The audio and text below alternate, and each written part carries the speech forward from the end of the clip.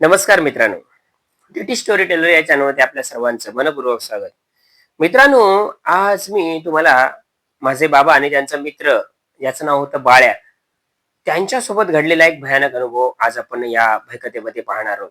म्हणजे कथेचा सारांश असा आहे, की स्मशानात जेव्हा एखादा मृतदेह तिरडीवरती घेऊन जातात, तेव्हा तिरडीचे जे बांबू असतात ना, ते जाळले जात नाही, तर ते बाजूला कुठेतरी टाकले जातात आणि त्याच्यापासून खेकडे पकडण्याचा एक सापळा बाळ्याकाकाने केला होता आणि त्यापासून नंतर त्याला कोणकोणता त्रास झाला तो आज आपण या भयकथेच्या माध्यमातून पाहणार आहोत. बाळ्याकाका आणि माझे वडील दोघे एकाच खात्यामध्ये कामाला होते. जेव्हा ते संध्याकाळी कामावरनं यायचे 6 वाजता, तेव्हा चहा पाणी झालं की कधी बाळ्याकाका आमच्या घराकडे गप्पा गोष्टी करण्यासाठी बाबांसोबत यायचे, कधी बाबा बाळ्याकाकाकडे जायचे. एके दिवशी असेच बाळ्याकाका आले होते आणि घरासमोरच्या अंगणामध्ये बसून दोघेही गप्पा गोष्टी करतात, वडील आणि बाळ्याकाका. आणि इकडच्या तिकडच्या गोष्टी झाल्या. आईने चहा वगैरे त्यांना दिला. मी अंगणाच्या म्हणजे वरांड्यामध्ये बसून अभ्यास करत होतो. तेव्हा मी 8वी-9वीत असेन. दोघांनाही मासेमारीची फार आवड होती. दोघेही मासेमारीच्या गप्पा करायला लागल्या. बाबा बांबूच्या काट्यांपासून ना खेकडे पकडायचा जो सापळा असतो, त्याला कोकणामध्ये खून असं म्हणतात. तर ती खून, तो सापळा बनवण्यामध्ये माहिर होते. ते स्वतः तो सापळा बनवायचे खेकडे पकडण्याचा. भाड्याकाका म्हणायला लागला बाबांना, की "रामू", म्हणजे माझ्या वडिलांचं नाव होतं रामू. "रामू, अरे हल्ली पहिल्यासारखे खेकडे मिळत नाही रे, सापळा सापळा लावला तर पाण्यामध्ये, किंवा मासे देखील आता पहिल्यासारखे मिळत नाही." बाबा काय म्हणाले, "हो, खरं आहे रे. हल्ली माशांचं प्रमाण नदीतलं खूप कमी झालं, तसं खेकड्यांचं पण प्रमाण कमी झालं. कारण दरवर्षी मासेमारी होती, दरवर्षी लोकं खेकडे पकडतात पहिल्या पावसामध्ये, त्यामुळे प्रमाण कमी झालं." बाबा आता म्हणाले, बाळ्या, अरे खेकडे जर तुला भरपूर पाहिजे असतील, सापळ्यामध्ये अडकावे असं वाटत असेल ना, तर त्याच्यावरती एक पर्याय आहे." बाळकाका म्हणाला, "कोणता पर्याय?"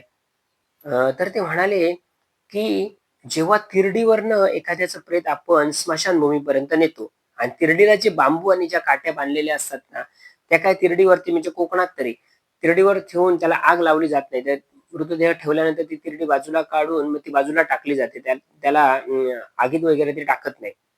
बाबा म्हणाले, "ते जे तिरडीचे बांबू बाजूला टाकलेले असतात स्मशानभूमीमध्ये ना, ते बांबू आणायचे आणि त्याच्यापासनं खेकडे पकडायचा सापळा तयार करायचा. म्हणजे भरपूर त्याच्यामध्ये खेकडे लागतात आणि जेव्हा तो सापळा तुम्ही तयार कराल ना, तेव्हा तो सापळे पकडण्यासाठी नदीत घालायच्या अगोदर एक रात्र त्या स्मशानभूमीमध्ये नेऊन ठेवायचा. दुसऱ्या दिवशी सकाळी आणायचा आणि त्यानंतर मग तो सापळा नदीत तो लावण्यासाठी किंवा खेकडे पकडण्यासाठी तुम्ही लावू शकता. असं केल्याने भरपूर खेकडे येतात. कारण खेकडे म्हणजे ही चाळेगत. जर कोकणामध्ये जास्त मासे तुम्हाला रात्रीच्या वेळी मिळायला लागले, जास्त खेकडे मिळायला लागले ना, तो कोकणातला माणूस सहजासहजी त्या फंदात पडत नाही. मग तो आटोपत घेतो किंवा घर गाठतो. कारण हा एक पिशाचाचाच प्रकार आहे. जास्त तुम्हाला मासे दिसणं, अचानकपणे तुम्हाला खेकडे दिसणं, मोठमोठे मासे दिसणं, हा एक हुताटकीचाच प्रकार कोकणामध्ये मानला जातो. त्यामुळे त्या फंदात कोण पडत नाही. तर लोक घरी येतात सरळ. रात्री जास्त उशिरापर्यंत मासेमारी करत नाही. तर बाबा म्हणतात, की तशी किर्डीचे बांबू आपण स्मशानभूमीतून घरी आणूया आणि त्याचा एक सापळा तयार करूया. तेवढ्यात आई बाहेर आली आणि आई म्हणाली, "काय नको त्या गोष्टी करताय तुम्हाला, आणि तुम्हाला बांबूच नाही कुठे मिळत आहेत. ते तिरडीतले बांबू वगैरे घरी आणून ती खून वगैरे किंवा सापळा तो तयार करायचा नाही. तुम्हाला काय करायचं असेल ना, तर ते शेतावरती जाऊन करा. घरी आणायचे नाहीत ते बांबू." आईने दोघांनाही दम दिल्यासारखा केला. भावा म्हणाले, "ठीक आहे, आपण शेतावरती ते बांबू आणून तिकडेच तो सापळा तयार करूया." दोघांचंही ठरलं. दुसऱ्या दिवशी बाळ्याकाका म्हणाला, "मी जातो आणि स्मशानभूमीत असे चांगले बांबू असतात ते घेऊन येतो आणि त्यांचा आपण सापळा तयार करूया."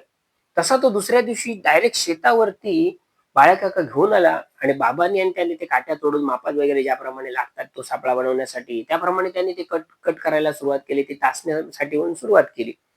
आई त्यांना बडबडत होती, "काय नको ते हे तुम्हाला उपद्व्याप सुचले आहेत. ते स्मशानभूमीतले तिरडीचे आणून बांबू तुम्ही इकडे सापळा बनवणार, कुर्ले पकडणार, खेकडे पकडणार." आई बडबडायची. परंतु ह्या दोघांनी सांगितलं, की "कोणालाही सांगू नकोस.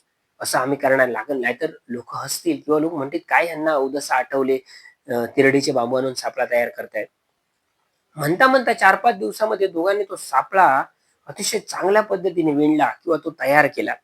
बाबा त्या कामामध्ये माहीर होते आणि आता वेळ होती ती एक रात्र तो सापळा स्मशानभूमीमध्ये ठेवायचा. जिथून काट्या आणल्या होत्या ना, बांबू आणले होते त्याच स्मशानभूमीमध्ये तो ठेवायचा. बाळकाका म्हणाला, "मी आज संध्याकाळी कातर वेळेला तो सापळा स्मशानभूमीत एका रात्रीसाठी ठेवून येतो." बाबा म्हणाले, "एकदम कातर वेळेला जाऊ नको. ते स्मशान म्हटल्यानंतर नाही तितकी भुताटकी त्या स्मशानभूमीमध्ये आजूबाजूला असते. तर लवकर एक 5च्या दरम्यान 4:30-5च्या दरम्यान संध्याकाळी ठेवून ये." त्याप्रमाणे दुसऱ्या दिवशी बाळकाका गेला आणि त्याने तो सापळा त्या स्मशानभूमीमध्ये ठेवला आणि तो घरी निघून आला. रात्रभर यांच्या मनामध्ये विचार सुरू आहेत. तो सापळा तिथे राहील किंवा तिथली भुताटकी मोडून तोडून टाकेल, हे सगळे विचार त्यांच्या मनामध्ये येत होते. दुसऱ्या दिवशी बाळकाका सकाळीच कामावरती जाण्याच्या अगोदर जाऊन तो सापळा घेऊन आला, तर सापळा जसाच्या तसा होता. काही झालं नव्हतं. मात्र त्याने तो घरी आणला नाही. तर तो शेतावरतीच सापळा ठेवला. कारण आईने सांगितलं होतं घरी आणायचा नाही म्हणून. आता एके दिवशी आता खऱ्या अर्थाने ट्रायल घ्यायची होती, की त्याच्यामध्ये खेकडे येतायत की नाही किंवा रामूने सांगितलंय, की असं केल्यानंतर खेकडे भरपूर मिळतात म्हणून. दुसऱ्याच दिवशी कोंबड्यांचे जे आतडे असतात ते पोल्ट्रीवाल्याकडनं बाबा आणि बाळकाका घेऊन येतात. माशांची डोकी वगैरे म्हणजे वेस्टेज असतं माशांचं ते एका फडक्यामध्ये बांधतात. त्या सापळ्यामध्ये ते अडकवतात आणि तो सापळा पाण्यामध्ये ठेवण्यासाठी म्हणून बाळकाका घेऊन जातो संध्याकाळी. आता हा जो सापळा असतो ना, तो संध्याकाळीच लावायचा असतो म्हणजे कातर वेळेला म्हणजे 6:00-7:30 ला. लवकर जर लावलं ना, तर मग खेकडे येत नाही. कारण खेकड्यांची फिरण्याची जी नदीमध्ये चारा शोधण्याची वेळ असते ती एक काळोख पडल्यानंतर. म्हणून तो 6:30च्या दरम्यान लावायला पाहिजे, असं असतं.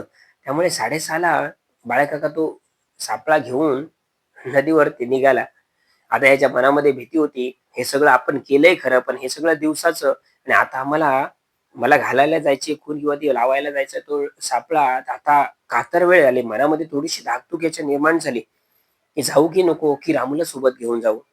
तरी म्हणतो बाळकाका म्हणतो, की रामूला म्हटलं तर रामू म्हणणार, की "तू घाबरलायस. मग असले धंदे करतोस कशाला?" म्हणून असा बडबडेल किंवा बोलेल तो. म्हणून हे म्हणाले, की "ठीक आहे." बाळकाका ते घेऊन तो नदीवरती उतरला. नदीवरती भला मोठा प्रवाह होता दोन्ही बाजूने नदीच्या आणि तिकडे कुठेही ज्या ठिकाणी झाडं-झुडपं असायची, खडकं असायची, त्या ठिकाणी लावल्यानंतर कुर्ले मिळायचे. घाबरत घाबरत तो बाळ्याकाकाने सापळा पाण्यामध्ये बुडवला आणि तो वरती येऊ नये कारण तो ह्याचा बांबूचा बनवला होता. तो पाण्यावरती येऊ नये म्हणून त्याच्यावरती 2-3 दगड ठेवले आणि एक दोरीचं टोक ते वाहून जाऊ नये म्हणून त्या सापळ्याला बांधलं होतं. दुसरं टोक बाजूच्या झाडाला बांधलं, तो वाहून जाऊ नये म्हणून. आता बाळ्याकाकाला तो घालत असताना सापळा मनामध्ये थोडीशी भीती निर्माण झाली. लवकर कसंबसं त्याने ते दगड ठेवले, तो सापळा पाण्यात बुडवला आणि तो घरी निघून आला. आणि बाबांना येऊन सांगितलं, की "रामू तो सापळा मी आज लावलाय. आता उद्या बघूया काय किती कुर्ले येतायत किंवा किती खेकडे येतात ते आधी उद्या बघूया म्हणून.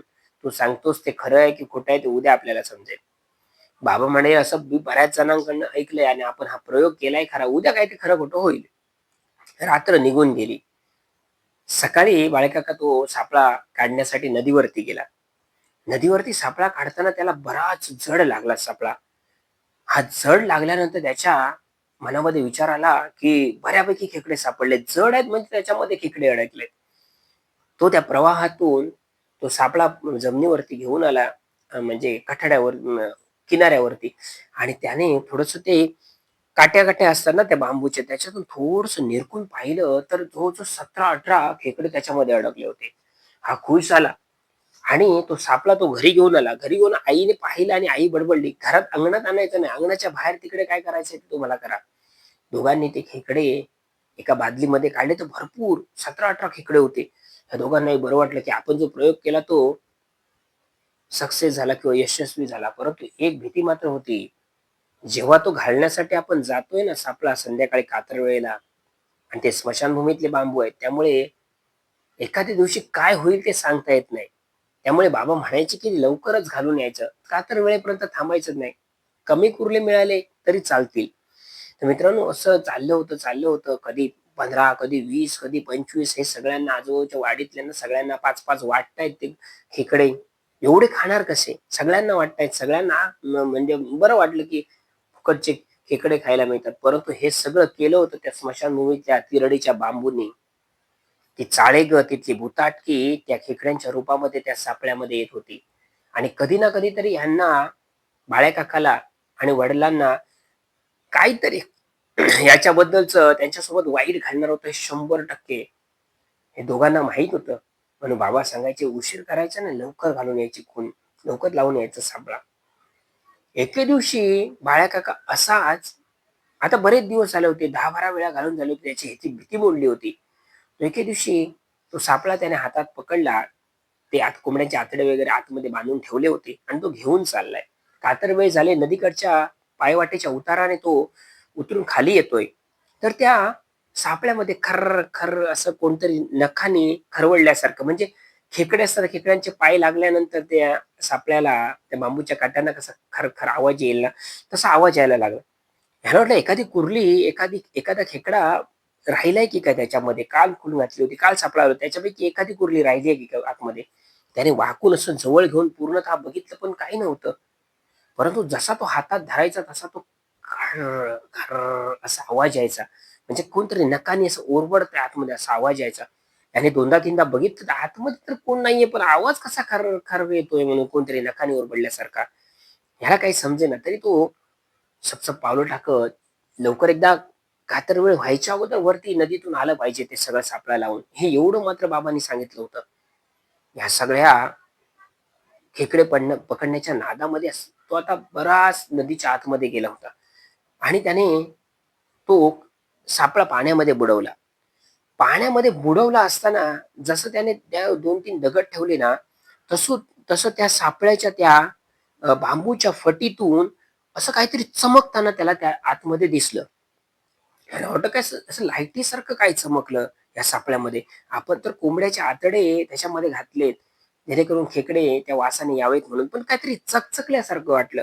ह्याने आता असं निरखून थोडंसं जवळ जाऊन पाण्याच्या पाहिलं ना, तर मित्रांनो 2 असे लांबट डोळे त्याच्यातून असे चमकत होते आणि त्याच्या म्हणजे त्याच्या असं तोंडाकडे पाहत होते. आणि 2-3 वेळा अशी उघडझाप त्या डोळ्यांची झाली. जशी उघडझाप झाली तसा हा घाबरला. घाबरला आणि तो सापळा त्याने असा वर उचलला. वर उचलल्यानंतर आतमध्ये पाहिलं तर काही नाही. त्या कापडामध्ये बांधलेले ते आतडे तसेच होते. आतमध्ये कोणी नाहीये. मी म्हटलं हा काय होता? त्याला वाटलं पहिल्यांदा माझा भास होतोय की काय? सतत ते स्मशानभूमीतले बांबू आणून बनवल्यामुळे तो सापळा मला कदाचित भास होतो, की मनात भीती बसली त्यामुळे असं जाणवतंय मला किंवा होतंय. दुसऱ्या दिवशी ना मित्रांनो 25 खेकडे त्याच्यामध्ये आले. आई सांगते, की "तुम्ही हे जे करताय ना, हे तुम्ही खूप वाईट करताय किंवा ह्याच्या नादात तुम्ही ना कधीतरी फसणार किंवा कधीतरी याच्यात तुम्ही धक्का खाणार आहात. आणि एवढे कुर्ले, एवढे खेकडे येणं हे बरं नाही. कुर्लेगत म्हणजे ही चाळेगत आहे. ही भुताटकी आहे, हे भुताटकीचा प्रकार आहे. हे सगळं तुम्ही कोकणातल्या, तुम्हाला सगळं माहिती आहे, तरी देखील हे जाणून-बुजून तुम्ही करताय. विषाची परीक्षा घेताय, हे तुम्हाला कधी ना कधीतरी ह्याचा त्रास होणार आहे म्हणून." बाळ्या काकाला काय, ते खेकडे आणायचे, थोडे घरात ठेवायचे, बाकी सगळ्यांना वाटून टाकायचं, हेच त्याचं काम होतं. बाबांनी मात्र बाळ्या काकाला सांगितलं, की "अरे होय, तुझी वहिनी सांगते ना त्याप्रमाणे आता आपण अति नको करायला. ती ना खून तू घालण्याचं बंद कर किंवा ती आपण नदीच्या प्रवाहामध्ये सोडून देऊया खून. जेणेकरून हे बरं नाही, हा हव्यास बरा नाही. हे काहीतरी वाईट काहीतरी पुढे घडणार आहे, याची चाहूल आहे असं मला वाटतं" म्हणून. बाळ्या काय म्हणाला, "तसं काही नाही रामू, तसं काही नाही, वहिनी तसंच सांगतायत. तुला आणि मला माहिती आहे ना सगळं. आपण ही खूण आहे ती रात्री रात्रवेळेच्या दरम्यान किंवा रात्री घालायला जायचं नाही. अगोदरच घालून यायचं आणि घेऊन यायचं." बाबा म्हणतात, "नको ती खून बाळा सोडून दे." पण हा सोडायला तयार नाही. म्हणतो, पाण्याच्या प्रवाहामध्ये नाही सोडायची. अजून अजून खेकडे खायचे, अजून नंतर बघूया म्हणून."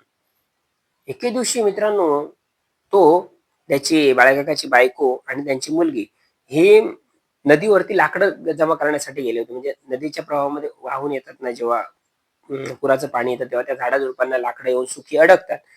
बाळकाका म्हणाला सुट्टी होती, बायकोला आणि मुलीला घेऊन गेला होता. लाकडं पण आणता येईल आणि येताना हे खून पण, म्हणजे हा सापळा पाण्यात लावता येईल आणि आपण घरी येऊ.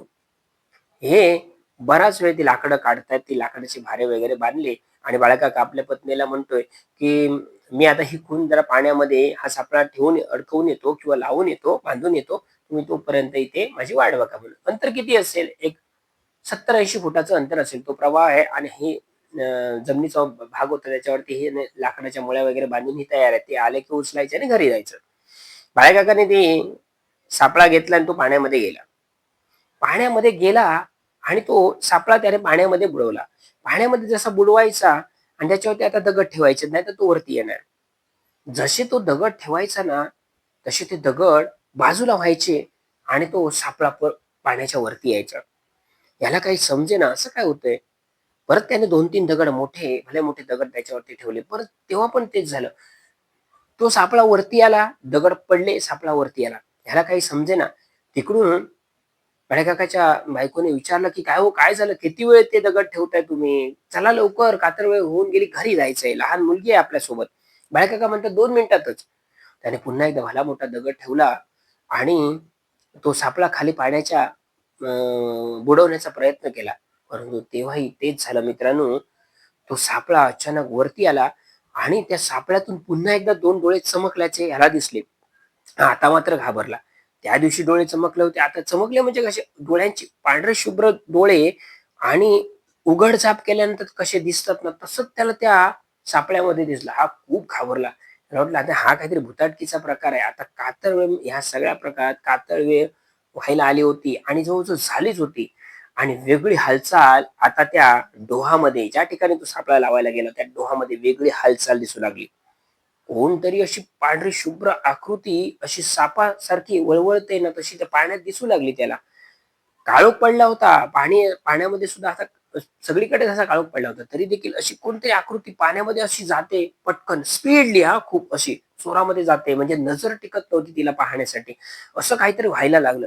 हा घाबरला. म्हणाला, "आता झक मारू दे, जाऊ दे ती खून. आता इथून निघून जायचं घरी आणि परत मग दुसऱ्या दिवशी खून वगैरे पाण्यात सोडून द्यायची वहिनीने सांगितलं त्याप्रमाणे." आता मात्र तो ती खून आता त्याने बुडवण्याचा प्रयत्न केला नाही. ते पांढरे डोळे मात्र असे चमचमतायत. त्याच्यामध्ये उघडझाप डोळ्याची होते आणि ती पांढरी शुभ्र आकृती नदीतून इकडे-तिकडे, इकडे-तिकडे जाते. ह्याने आता झालं झक मारत गेली ती खून, आता बाहेर जायचं. बाहेर जाण्यासाठी हात जसा निघाला ना, तसा त्याच्या समोरून पाण्यातून ना एवढा हात असा असा तिरका वरती आला असा. आणि त्या हाताला तो हात असा पूर्णतः खडबडीत होता. इकडे भले मोठे केस होते आणि पुढे अशी नखं होती आणि तो हात असा त्याच्या समोर तिरका वरती आला. हे त्याने असं पाहिलं आणि म्हणजे याचं अंग थंडगार पडलं. हा कोणाचा हात आहे? जर हात आहे तर माणूस कुठे आहे? माणूस किती वेळ असा पाण्यात बुडून राहू शकतो? आणि असा विचित्र हात, त्याला असे केस आहेत आणि नखं आहेत आणि खडबडीत खडबडीत असा हात, म्हणजे 6-7 फुटावरती त्याला दिसू लागला. पाण्यातलं खोलपर्यंत आता त्याला दिसत नव्हतं, कारण काळोख झाला होता आणि असा तो हात पूर्णतः असा वर येऊन राहिला होता. ह्याला आता काही समजेना. आता काय करायचं? काय करायचं? आता त्या प्रवाहातून त्याला पलीकडे जाता येईना, पटापट चालता येईना. तो हात असा त्याच्या समोर पुढे पाण्यातून सरकत होता आणि हा कसा तरी एकदा नदीच्या त्या प्रवाहाच्या बाहेर येऊन पत्नीला आणि मुलीला घेऊन कधी जातोय असं त्याला झालं होतं. तो हात समोर येतो. हा इकडून जाण्याचा प्रयत्न करतोय, तर तो हात इकडे यायचा. हा इकडून जाण्याचा प्रयत्न करतोय, तर हात इकडे असा यायचा आणि तो हात असा विचित्र होता, अणकुचीदार अशी त्याला नखं वगैरे होती.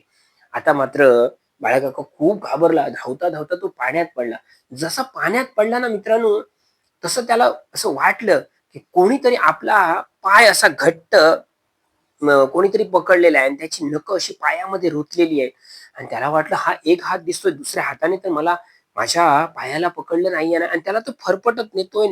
हा दोन्ही हात लावून असं पुढे जाण्याचा प्रयत्न करतोय, कारण तो पडला होता पाण्यामध्ये. तसं तो एक हात त्याची नखं त्याच्या पायामध्ये रुतवत होता आणि त्याला मागे ओढत होता. हा पुढे येण्याचा प्रयत्न करतोय, हात मागे ओढतोय आणि तो समोर दिसणारा हात असा स्पष्ट त्याच्या हळू असा चेहऱ्याकडे येत होता.